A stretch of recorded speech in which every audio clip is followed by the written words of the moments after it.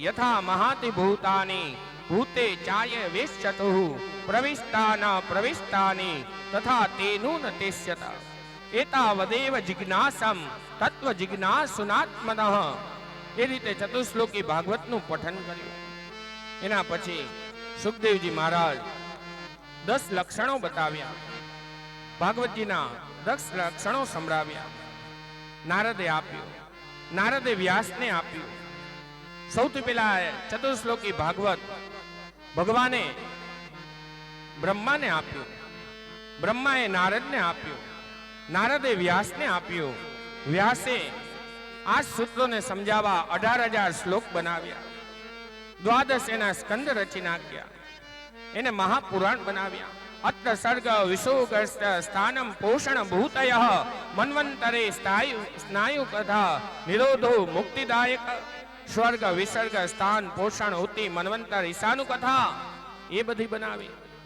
પછી તૃતીય સ્કંદ જે સ્વર્ગ લીલા, એની અંદર સ્વધર્મ બતાવ્યો. સ્વધર્માન પરિત્યજ્ય મામેકમ શરણમ ગત. એના પછી કુંવરબાઈનું મામેરું, નરસિંહ મહેતા નું મામેરું ભરવા ભગવાન પહોંચ્યા. એની મારી હુંડી સ્વીકારો મહારાજ રે શામળા ગિરધારી. હે મારી હુંડી સ્વીકારો મહારાજ રે શામળા ગિરધારી. હે મારી હુંડી સ્વીકારો મહારાજ રે શામળા ગિરધારી. હે મારી હુંડી સ્વીકારો મહારાજ રે શામળા ગિરધારી. મારે તમારો આધાર રે શામળા ગિરધારી. હે મારે એક તમારો આધાર રે શામળા ગિરધારી.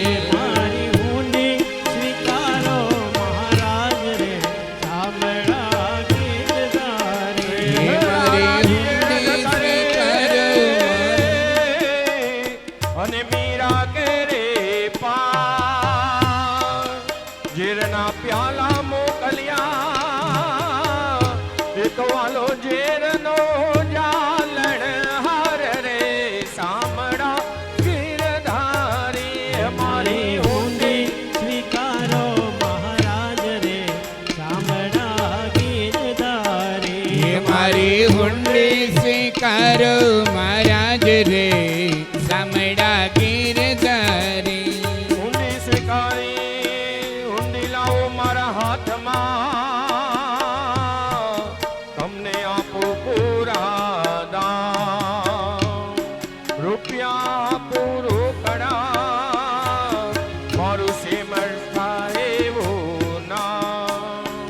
મારી હુંડી સ્વીકારો મહારાજ રે શામળા ગિરધારી. હે મારી હુંડી સ્વીકારો મહારાજ રે શામળા ગિરધારી. મારી હુંડી સ્વીકારો મહારાજ રે શામળા ગિરધારી. ભગવાને એમની હુંડી સ્વીકારી. વિદુરજી ની વિદાય થઈ, એમની કથા. એમના પછી સમય વ્યતીત થતો ગયો. સમય આવ્યો, મહાભારતનું યુદ્ધ નક્કી થયું. 56 ભોગ જ્યારે શાંતિદૂત થઈને ભગવાન આવી રહ્યા હતા, દુર્યોધને એના મામાને પૂછ્યું મોટામાં મોટો ભોગ કયો? ત્યારે કહે છે 56 ભોગ સૌથી મોટો. 56 ભોગ તૈયાર કરવામાં આવ્યો. દ્વારકાના નાથ આવ્યા અને ત્યાં પ્રવેશ કરે છે. દ્વારકા દેશ જ્યારે પ્રવેશ કરી રહ્યા હતા ત્યારે ગામવાસીઓ હાથમાં પુષ્પ લઈને આવ્યા, અબીલ ગુલાલ લઈને આવ્યા. આ રથમાં જેવા આવી રહ્યા હતા, બધા એનું સ્વાગત કરે. મા ભીષ્ટ અને આ તરફ દ્વારકાધીશ પર આમ નજર કરે, ક્યાંય કાકા કેમ માં ક્યાંય બતાય છે, કાકી બતાય છે. આ વિદુર કાકા ક્યાંય બતાય છે.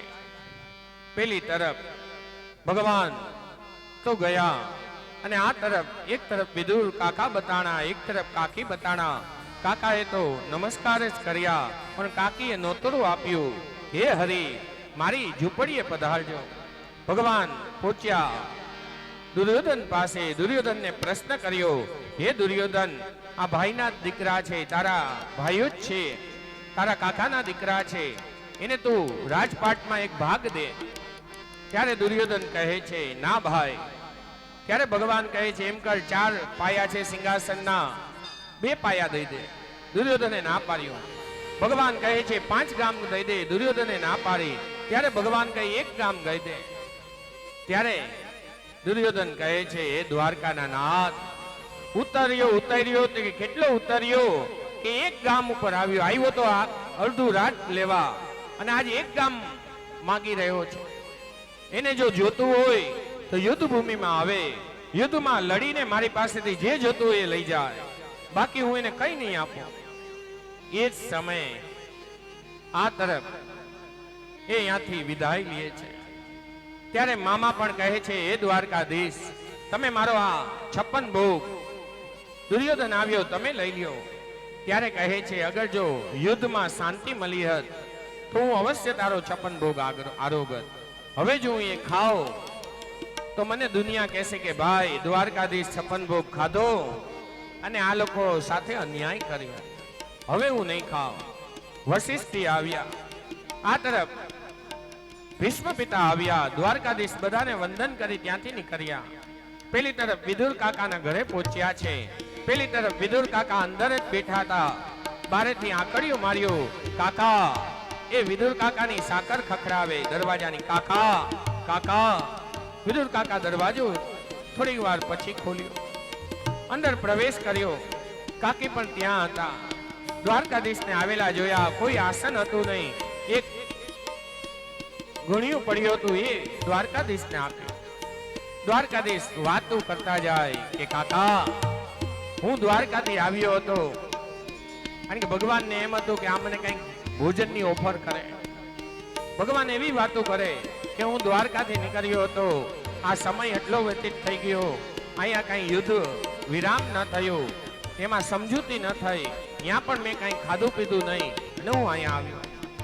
ત્યારે કાકા કહે હા ભાઈ હા વાલા, થોડું એને ત્યાં ભોજન કરાય. એમ નથી કહેતા કે હાલો મારે ત્યાં ભોજન કરવા બેસી જાઓ.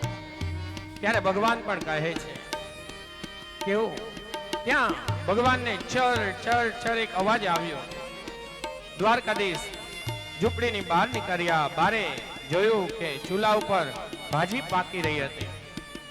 એમાંથી જોયું તો એનો સ્વાદ, એક જ પત્તું હાથમાં લીધું અને આ તરફ પેલી તરફ અંદર પહોંચ્યા છે.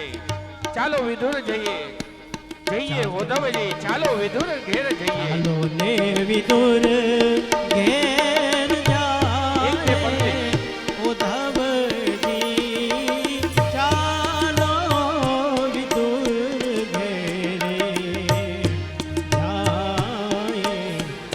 બંટીનો રોટલો ને તાંદળિયાની ભાજી, બંટીનો રોટલો ને તાંદળિયાની ભાજી, રુચિ રુચિ ભોગ લગાએ.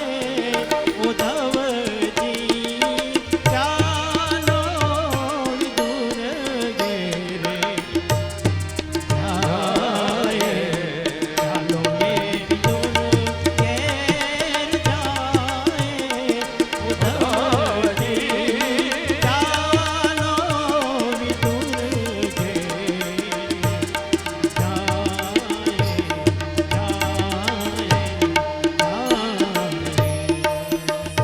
આજ કવિની લેખની પણ જોઈ.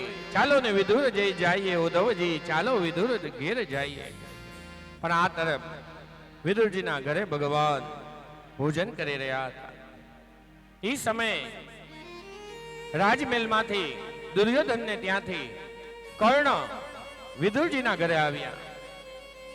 ત્યારે વિદુરજી ને અંદર ખબર પડે છે કે કર્ણ આવ્યા છે. કહે છે કે મારી સાથે મારા મહેમાન છે ઘરમાં, અત્યારે હું કોઈને નહીં મળું. ત્યારે બહારથી કર્ણ પાછું કહેવરાવે છે કાકાને કહો હું તમને મળવા નથી આવ્યો, જે મહેમાન આવ્યા છે એને જ મળવા આવ્યો છું. આજ કર્ણ દ્વારકાધીશ પાસે આવ્યા. દ્વારકાધીશજીને વંદન કર્યા. દ્વારકાધીશજીને કહે છે કે હે દ્વારકાધીશ, તમે કઈ સમજૂતી કરાવો તમે કઈ આ ભોજન કરો. ત્યારે દ્વારકાધીશ એની સાથે વાતચીત કરે, પછી કહે છે કે ચાલો હું તમને બહાર મૂકવા આવું. ત્યારે દ્વારકાધીશ એની સાથે નીકળે. આજ કર્ણએ પોતાના જે સારથી હતો, પોતાનો જે ડ્રાઈવર હતો, એને કહ્યું કે ભાઈ તું નીચે ઉતર. આ જગત નિયંતા, જગતનાથ મારા રથમાં બેસવાના છે. આજ તો રથ હું ચલાવીશ. જ્યારે આપણો પણ કોઈ મોટો માણસ, આપણો કોઈ ગુરુ આવ્યા હોય તો ત્યારે ગાડી આપણે ચલાવી. ડ્રાઈવરને કહ્યું ભાઈ ઉતર. આજ કર્ણ અને દ્વારકાનાથ એક જ રથમાં જઈ રહ્યા હતા. ત્યારે દ્વારકાધીશ આજે પત્તા ખોલે છે. દ્વારકાધીશને તો પહેલા જ ખબર હતી કે આ કર્ણ છે 5 પાંડવોમાં સૌથી મોટો ભાઈ છે, ઓલા 5 નાના છે. ત્યારે કહે છે હે કર્ણ, તું એમ કરને, આ દુર્યોધનનો સાથ છોડી દે અને અમારી સાથે આવ. તને ખબર નથી તું કોણ છો? તું આ 5 પાંડવમાં સૌથી મોટો ભાઈ છો. યુધિષ્ઠિરનો નંબર તારા પછી આવે અને તું જો અહીંયા પાછો આવીશ તો યુધિષ્ઠિર ભોજનની થાળી લઈ આવશે, ભીમસેન તને પીરસતો હશે, અર્જુન તારા પાદ પક્ષાલતો હશે, તને પગરખા પહેરાવશે, સદેવ નકુલ તને વીજળો નાખતા હશે, મોટા ભાઈ કરીને તને બોલાવશે. આજ આ કુટિક રાજનીતિ કહેવાય. દ્વારકાધીશ પાસે જ્યારે આપણે ત્યાં પણ ચૂંટણી પૂર્ણ થાય ને જ્યારે સીટ બરોબર ના આવે ત્યારે બધા કહે હાલ ભાઈ તને હું ચેમ્બરમાં લઈ લઈશ, તને હું દિલ્હી લઈ જઈશ. એટલે ઓલો કે હાલ ભાઈ પાર્ટી બદલી. આ તો કર્ણ હતો. કર્ણએ કહ્યું કે ના, મારે તો રહેવું તો દુર્યોધનની સાથે. આજે દ્વારકાધીશ તો કહે છે હવે હું તારા રથમાં ન રોકાવો. એ જ સમય ઉતર્યા અને પોતાના રથમાં બેઠા અને પેલી તરફ દ્વારકાધીશ પણ પહોંચ્યા અને આ તરફ એ સુસ્તિ સાધુ પુષ્ટમ ત્વયા સાધુ લોકા સાધુ ગૃહાતનઃ સ્વર્ગ લીલા આદિની કથા આવી. આની અંદર વરાહ અવતાર આદિની કથા આવી. બુદ્ધ અને શંકરાચાર્ય હિરણ્યાક્ષની કથા આવી. સનત કુમારો પ્રહલાદ બન્યા, એની જય અને વિજય. જે દ્વારપાલ હતા, સનત કુમારો આવ્યા, એને રોક્યા અને એને શ્રાપ આપ્યો કે તમે મૃત્યુને પામો. ત્યારે સનત કુમારો ભગવાન પાસે ગયા. ભગવાનને કહે છે કે હે પ્રભુ, અમને તો તમે જ આજ્ઞા આપી હતી કે કોઈને અંદર ના આવવા દેતા, અમે એટલે આ લોકોને રોક્યા, આ દ્વારપાલોને, અને હવે એ લોકો મને આમ કહે છે. ત્યારે સનત કુમારો ને આશીર્વાદ આપ્યા, જો તમે સીધી ભક્તિ કરશો તો 7 જન્મમાં મને પામશો, અને મારી સાથે શત્રુતાની ભક્તિ ભજશો તો 3.5 જન્મમાં મને પામશો. એટલા માટે જય વિજયના 3 જન્મ થયા. પેલો જન્મ થયો હિરણ્યાક્ષ અને હિરણ્યકશિપુ થયા. બીજા જન્મમાં ત્રેતામાં રાવણ અને કુંભકર્ણ થયા. ત્રીજા જન્મમાં દ્વાપરમાં અંતમાં શિશુપાલ અને દંતવક્ર થયા. ભગવાને 4 જન્મ લીધા. હિરણ્યાક્ષને મારવા માટે વરાહનો અવતાર લીધો, હિરણ્યકશિપુને મારવા માટે નરસિંહનો અવતાર લીધો, રાવણ અને કુંભકર્ણને મારવા માટે રામજીનો અવતાર લીધો, શિશુપાલ અને દંતવક્રને મારવા માટે કૃષ્ણ બનીને ભગવાન આવ્યા અને એને મુક્તિ આપી. તૃતીય સ્કંદના 2 પ્રકરણ. પૂર્વ પ્રકરણમાં વરાહ નારાયણની અવતારની કથા, ઉત્તર પ્રકરણમાં કપિલ નારાયણની કથા આવ્યા. કપિલ મુનિને જ્ઞાનનો ઉપદેશ આવ્યો. મનુ અને શત્રુપાનું દાંપત્ય જીવન થયું. એમાં 3 પુત્રીઓ થઈ અને 2 પુત્ર થયા. પુત્રીઓના નામ છે દેવહૂતિ, આકૃતિ અને પ્રસૂતિ. 3 દીકરાઓ એને અને પ્રિયવ્રત અને ઉત્તાનપાદ એના 2 પુત્ર થયા. દેવહૂતિના લગ્ન કરદમ સાથે થયા. કરદમ ઋષિ બ્રહ્માના પુત્ર છે. બ્રહ્માની છાયામાંથી પ્રગટેલા બ્રહ્મનો જ્ઞાન ગ્રહસ્થમાં પ્રવેશ હૃદય કરવો હતો. શુભમ કરોતુ કલ્યાણમ આરોગ્યમ ધન સંપદમ શત્રુ બુદ્ધિ વિનાશાય દીપ જ્યોતિ નમોસ્તુતે. કરદમની કથા આવે. તૃતીય સ્કંદ 21મો અધ્યાય 13મો શ્લોક. જુષ્ટમ બતાય વિથિલા. સ્તુતિ કરતા કરદમ મહારાજ ભગવાનને કહે છે, હે નારાયણ, હે ભવ સિંધુ પાર કરનારા, હવે આપ કહો. દિવ્ય સ્તુતિ કરી. ઋષિનું હૃદય ભાવથી ભરાયું. તેઓ કહેવા લાગ્યા, કેટલો ભાગ્યશાળી પરમાત્મા. હવે હું તમને કહું છું, હું બે જણાને, મનુ અને સતરૂપાને તમારા આશ્રમે મોકલીશ. એની દીકરી તમારી સાથે પરણાવશે, એની સાથે તમે લગ્ન કરશો. તમારે ત્યાં હું દીકરો થઈને આવીશ. એક દિવસની વાત. રાજકુમારી દેવહૂતિ 3 જણા હશે.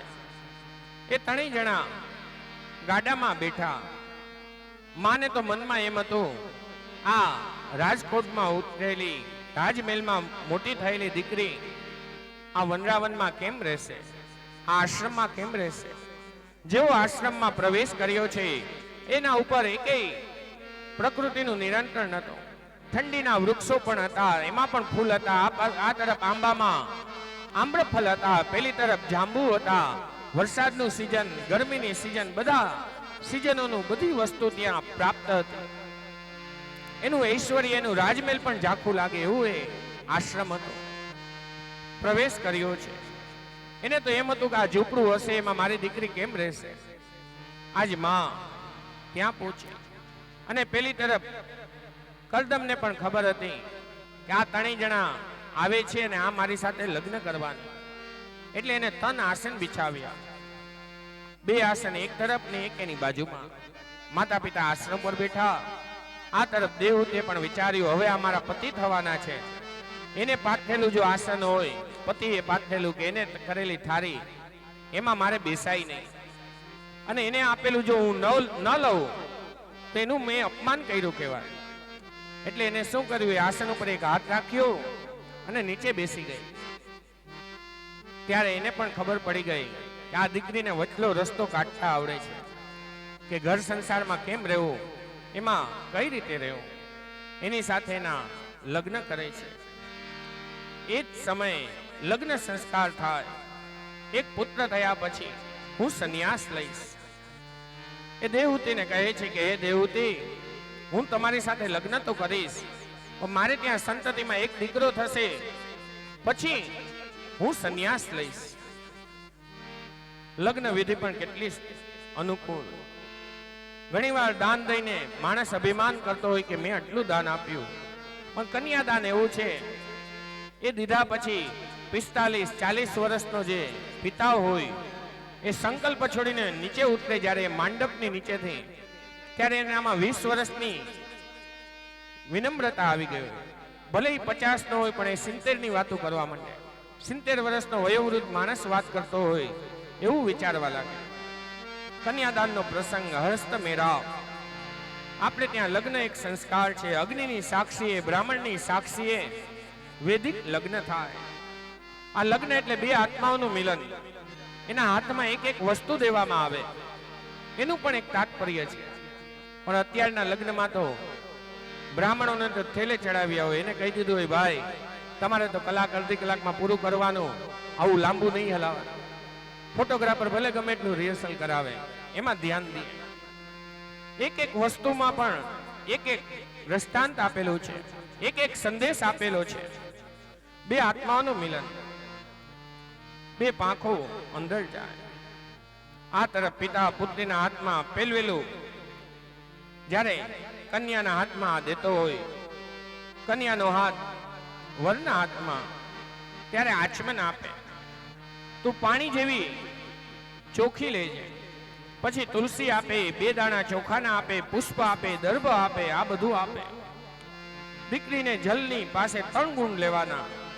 તારામાં શીતલતા રાખજે, સ્વસ્થતા રાખજે અને મધુરતા રાખજે. તું ગરમ ન થતી, એના જેવી શીતલ રહેજે. પછી દીકરીને પુષ્પ આપે. પુષ્પ આપીને કહે છે, આ પુષ્પ જેવી તારી સુગંધ આ સંસારમાં ફેલાવજે. એના પછી દીકરીના હાથમાં ચંદન અક્ષત આપે.